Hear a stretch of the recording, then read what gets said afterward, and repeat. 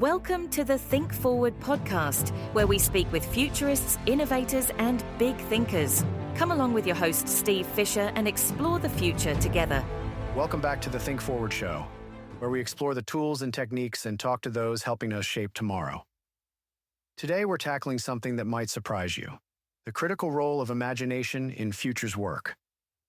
As a design futurist, my work is focused on helping organizations envision and create their futures. I've learned that imagination isn't just the fun part. It's the secret sauce that turns foresight into action. Now, I know what you're thinking. Steve, shouldn't we be talking about serious methods of data? Well, put on your creativity caps, because today we're exploring how imagination transforms rigorous futures work from abstract possibilities into tangible futures that we can actually touch, feel, and build toward. So let's talk about imagination. Now let's cue up some music to spark those creative brain cells. Okay? Great. I've learned that imagination is like using a muscle. The more you use it, the stronger it gets. But here's the thing. Most organizations treat imagination like that fancy exercise equipment they bought on New Year's Day. They know they should use it, but somehow it ends up gathering dust in the corner. Let me tell you a story. Back in the early 1900s, when people tried to imagine the future of transportation, most of them just pictured faster horses. That's not a joke. They literally called cars horseless carriages because they couldn't break free from their present-day mental models. Their imagination was constrained by what they knew, not what could be. Now, I've seen this same pattern play out in countless strategy sessions and futures workshops. People get stuck in what I call the tyranny of the present, where current limitations become mental handcuffs that keep us from seeing radical new possibilities. A recent modern example was how to innovate smartphones. 20 years ago, all the devices like BlackBerries had physical keys. Anyone trying to innovate included a keyboard in the design until, you guessed it, a device from a little company called Apple came along. This is where imagination becomes the most important aspect of innovation and futures thinking. The most powerful futures work happens when we combine rigorous analysis with imaginative thinking. Think of it like this. If data and trends are the ingredients, imagination is the chef that turns them into something amazing. Without imagination, we're just doing spreadsheet karaoke, singing the same old song with slightly different numbers. I remember working with a major automotive company that was struggling to envision their future beyond incremental improvements to their existing products. We started using speculative design techniques, creating tangible prototypes of future possibilities, building experiential scenarios, and suddenly, something clicked. They stopped seeing just cars and started seeing mobility ecosystems. The data hadn't changed, but their imaginative capacity had expanded. This is why imagination isn't just the fun part of futures work, it's absolutely essential. It's the bridge between what is and what could be. Without it, we're just extrapolating the present forward, and let me tell you, the future rarely cooperates with our Excel projections. But here's the really exciting part. Imagination isn't just about wild ideas or science fiction concepts. It's about developing the capacity to see different possibilities, to question our assumptions, and to envision futures that are both aspirational and achievable. When we combine imaginative thinking with rigorous futures methods, that's when the magic happens. In the next segment, I'll share some practical tools from my Design Futurist Toolkit that you can use to develop your own imaginative capacity. Because remember, the future belongs to those who can imagine it. All right, let's open up the Design Futurist Toolkit. And no, it doesn't include a crystal ball or a DeLorean, though I have to admit, either one would make my job a lot easier. What it does include are powerful techniques that help us make the future tangible. Because here's the thing, it's not enough to just imagine the future. We need to make it something people can see, touch, and experience. That's where Design Futures tools come in. Let me share some of my favorites that I've developed over decades of helping organizations envision their futures. First up is what I call future artifacts. This is inspired by the work of Stuart Candy and Jake Dunnigan's Thing from the Future. Imagine taking something from your imagined future and bringing it into the present. It could be a product, a service manual, or even a newspaper from 2035. I once worked with a healthcare company where we created a patient care app from 2030. We didn't just sketch it, we built a clickable prototype complete with features that don't exist yet. It included AI diagnostics, holographic consultations, the works. Was it technically feasible today? Number. But it got everyone thinking differently about patient care and sparked conversations about what was actually possible. Another powerful tool is experience prototyping. This is where we create immersive scenarios that let people actually experience a possible future. Think of it like a theater production where the future is the star. I've seen more aha moments during these exercises than in 100 PowerPoint presentations. Now here's a quick example. For a retail client, we transformed a conference room into a store from 2028. We had people walk through and interact with speculative technologies, services, and customer experiences. The insights we gathered weren't just about technology. They were about human behavior, desires, and concerns. That's the kind of deep understanding you can't get from a trend report. But my absolute favorite tool, and this might surprise you, is storytelling. Not just any storytelling, but what's called design fiction. This is where we create detailed narratives about the lives of people living in those possible futures. I like to call this exercise People from the Future. The key is to focus on the human elements, the daily experiences, the small changes, the unexpected consequences. Remember, we're not trying to predict the exact future. We're creating provocations that help us explore possibilities and implications. It's about expanding our view of what's possible while keeping one foot grounded in reality. Let me give you a practical exercise you can try right now. Take something you use every day, your phone, your coffee maker, whatever. Now imagine it 15 years in the future. But here's the trick. Don't just make it faster or smaller. Think about how society might have changed. How might our values be different? How might our behaviors have evolved? What might this object need to do in that world? And that's just scratching the surface of what's in a Design Futurist Toolkit. In our next segment, we'll talk about how to break through the barriers that often block our imaginative capacity. Because having tools is one thing, being able to use them effectively is another story entirely. Let's talk about the elephant in the room. Or should I say the brick wall in our minds? As a futurist, I've encountered every kind of resistance to imaginative thinking you can imagine. And yes, I appreciate the irony there. But Steve, they say, we need to be realistic. Or my personal favorite, that's not how we do things here. Sound familiar? These aren't just phrases. They're symptoms of what I call future blindness, where we're so anchored in today's constraints that we can't see tomorrow's possibilities. Let me tell you about a fascinating project I worked on with a large financial institution. When we started talking about imagining new banking futures, one executive actually said, "Banking hasn't changed in 400 years. Why would it change now?" Well, if we thought like that, double entry accounting wouldn't exist. So how do we break through these barriers? I've developed what I call the yes and approach to imaginative futures work. Instead of shooting down ideas with yes, but, we build on them with yes and. It's like improvisational theater meets strategic foresight. Here's how it works in practice. Let's say someone suggests that in the future, all cars will be autonomous. Instead of immediately listing all the reasons why that might not happen, we say, yes, and what might that mean for city planning? Yes, and how might that change where people choose to live? Yes, and what happens to parking lots? See what's happening there? We're not ignoring practical constraints. We're temporarily setting them aside to explore possibilities. It's like taking off your shoes before entering a house. You know you'll need them again, but for now, you're free to walk around without tracking mud everywhere.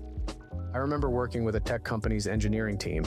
Brilliant folks, but they were so focused on technical feasibility that they couldn't see beyond current limitations. So we tried something different. We created a permission to play workshop, where the only rule was that you couldn't say, "That's impossible." The results were extraordinary. These same engineers who had been stuck in incremental improvements started imagining revolutionary solutions. And here's the kicker. When we later analyzed their impossible ideas, about 60% of them were actually achievable with existing or near-future technology. They just needed permission to imagine first. But breaking through barriers isn't just about techniques. It's about creating safe spaces for imagination. In my practice, I've found that people aren't actually afraid of imagining. They're afraid of being wrong, looking foolish, or wasting time. Once you address those fears, imagination flows naturally. In our next segment, we'll explore some structured exercises that can help you and your team build your imaginative capacity systematically. Because like any skill, imagination gets better with practice. And I've got some exercises that can help you flex those creative muscles. All right, let's roll up our sleeves and get practical. I'm going to share some of my favorite exercises from my Design Futures practice. the ones that consistently help people break through to new ways of thinking about tomorrow. First up is what I call a day in the life. Now, this isn't your ordinary future scenario exercise. Instead of focusing on big technological changes, we zoom in on the small human moments. What's breakfast like in 2035? How do you commute? What's changed in your morning routine? I used this recently with a group of product designers, and something fascinating happened. When we stopped talking about their product in isolation and started embedding it in people's daily lives, the conversations completely shifted. Suddenly, we weren't just discussing features. We were exploring human needs, behaviors, and values. Here's how you can try this yourself. Pick a year. Let's say 2040. Now imagine waking up. What's the first thing you notice? What's different about your morning routine? Don't just think about the technology. Think about the social norms, the environmental conditions, the small details that make up daily life. Another powerful exercise is one I mentioned earlier in the episode: future artifacts. This is where we actually create physical objects from our imagined future. But here's the twist. We don't just make the object, we create its entire context. What's the user manual like? What are the reviews saying? What controversies has it caused? I once had a team create a children's toy from 2045. They didn't just design the toy, they created its safety warnings, its marketing materials, even its recall notice. The discussions that emerged around ethics, society, and values were incredible. And that's the real power of these exercises. They make abstract futures concrete enough to debate and discuss. But my absolute favorite exercise is headlines from tomorrow. We create news stories from different points in the future. Not just the technology announcements, but the human interest stories, the op-eds, the social media reactions. It's amazing how writing a fake tweet from 2038 can spark deep insights about social change. Let me give you a real example. Working with a mobility company, we created a local news website from 2035. The main headline wasn't about flying cars, it was about a community protest over automated delivery robots monopolizing sidewalk space. That one fictional headline led to breakthrough insights about infrastructure, accessibility, and social equity that completely reshaped their innovation strategy. Here's a quick exercise you can try right now. Yes, right now. Even if you're driving, just think it through. Don't write it down. I really don't want to be mentioned on an accident report. Now imagine opening your preferred news source exactly 10 years from today. What's the main headline? What are people commenting about? What advertisements do you see? What's not in the news anymore because it's become so normal? In our next segment, we'll explore how to integrate these imaginative exercises with traditional futures methods, because the real magic happens when creativity meets rigor. Now we're getting to what I consider the secret sauce of effective futures work: integrating imaginative design approaches with rigorous foresight methods. As a design futurist, I've learned that this isn't about choosing between creativity and analysis. It's about making them dance together. Think of it like cooking. Data, trends, and analysis are your ingredients. Important? Absolutely. Essential? You bet. But imagination? That's your heat source. Without it, you've just got a pile of raw ingredients. With it, you can create something transformative. Let me share a story from my work that really brings this home. We were working with a major healthcare provider, using traditional scenario planning to explore possible futures. The data was solid, the analysis was thorough, but something was missing. The scenarios felt like PowerPoint slides, important but not exactly inspiring. So we did something different. We took those carefully researched scenarios and turned them into immersive experiences. We created physical artifacts, patient journey maps, even mock medical devices from each future. Suddenly, those same scenarios came alive. People weren't just nodding at data points, they were engaging, debating, and most importantly, seeing possibilities they'd missed before. Here's how this integration works in practice. Let's say you're using a futures wheel to map out implications of a trend. Instead of just writing descriptions, create quick sketches or prototypes for each implication. Or when you're doing horizon scanning, don't just collect signals, create design fiction pieces that bring those signals to life. One technique I love is what I call trend materialization. Take your trend analysis and literally make it tangible. If your data suggests a shift toward more personalized healthcare, create a prototype of a patient's medical ID from that future. If you're seeing signals about changing work patterns, mock up a job posting from 2035. But here's the key insight I've gained over years of practice. Imagination isn't the opposite of rigor. It's what makes rigor relevant. When we combine solid futures research with design-led imagination, we create something more powerful than either approach alone. Practical application. Want to try this yourself? Next time you're analyzing a trend, don't stop at the data. Ask yourself, what does this trend smell like? What does it sound like? What does it feel like to live in a world where this trend has fully played out? Create something physical that represents that future, even if it's just a quick sketch or a prototype made from paper and tape. The goal isn't to replace traditional futures methods, it's to enhance them. Think of imagination as the bridge between analysis and action, between knowing and doing, between understanding a possible future and being able to work toward it. In our final segment, we'll look at some real-world case studies where this integration of imagination and analysis has led to breakthrough insights and actual change. Because at the end of the day, that's what futures work is all about, not just seeing different futures, but helping create better ones. Let me share some real-world examples of how imaginative futures work creates tangible impact. Because while imagination might sound fuzzy, its results are anything but. Remember when Apple first introduced the iPad? Most people saw it as just a bigger iPhone. I saw the PADD prop device from Star Trek: The Next Generation, but that is just me, the Trekkie. Little, but what they were really doing was imagining a future where computers disappeared into everyday objects. That's Design Futures thinking in action, imagining not just a product, but a different way of being. In my own practice, I've seen this play out countless times. Let me share one of my favorite examples. We were working with a large healthcare organization, trying to envision the future of patient care. Instead of just analyzing trends, we created a full-scale prototype of a 2035 clinic experience. The executives thought it was just a creative exercise until they started interacting with it. Something fascinating happened. When they physically walked through this future experience, they stopped thinking about quarterly targets and started seeing genuine opportunities for transformation. Within 6 months, they'd launched 3 innovation initiatives that hadn't even been on their radar before. But here's what really matters. And this is something I've learned over decades as a design futurist. The most powerful futures work happens when we make the intangible tangible. When we turn abstract possibilities into things people can see, touch, and experience. As we wrap up our exploration of imagination and futures work, I want to leave you with something practical. Here's this week's Think Forward challenge. Take one future-focused project you're working on right now. Instead of just writing about it or discussing it, create something physical that represents that future. It could be a prototype, a mock advertisement, even a short skit. The medium doesn't matter. What matters is making it tangible.